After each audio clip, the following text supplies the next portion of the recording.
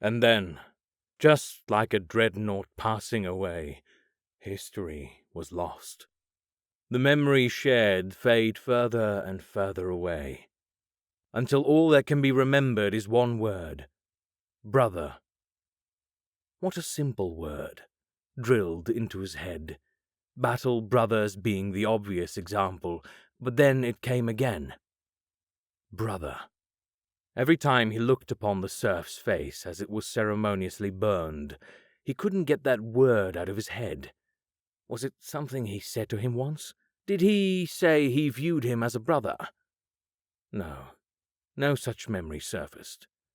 So why was this servant, albeit giving his life service to the chapter, attached to the word brother?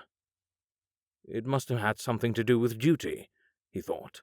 They all give their lives for the Emperor. But then again, no such memory of other battle brothers calling their serfs brother, or even other serfs giving each other the name. Brother. I must change that, he thought.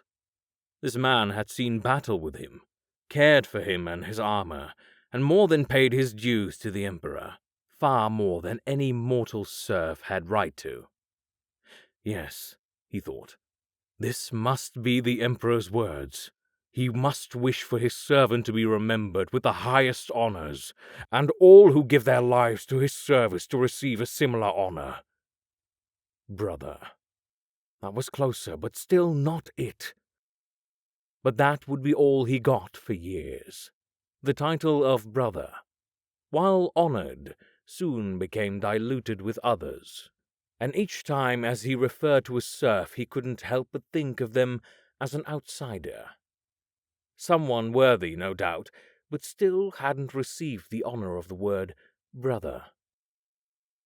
Racked with eternal strife, he visited the chaplain, a master of the mind, body, and spirit, after the Marine had been confirmed clear of taint, to look into the issue of the original serf. It was then he understood. He was but a boy first, no older than 5 when his mother died, but he remembered her pulling aside his brother for what she termed the most urgent and demanding task of his life. He never remembered what those words were.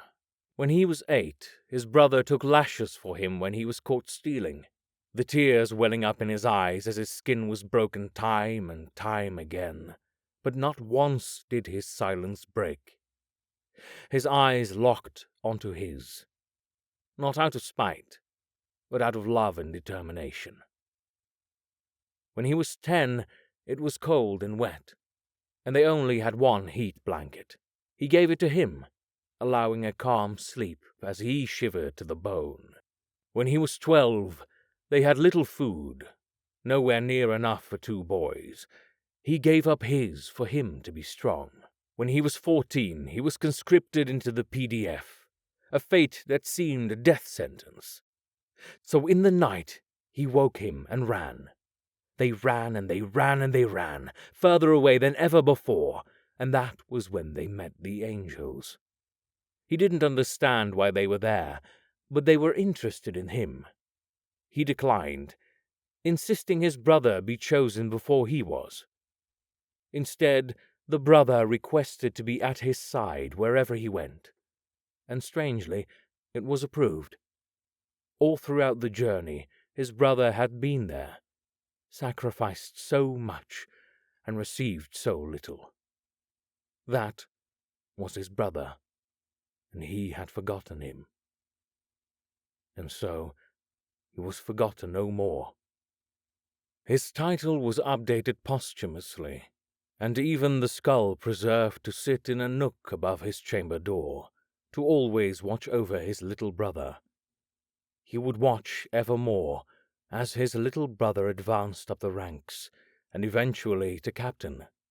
All the while the little brother looked up at the skull and smiled, nodded, and recalled everything, every day, to never again forget his brother.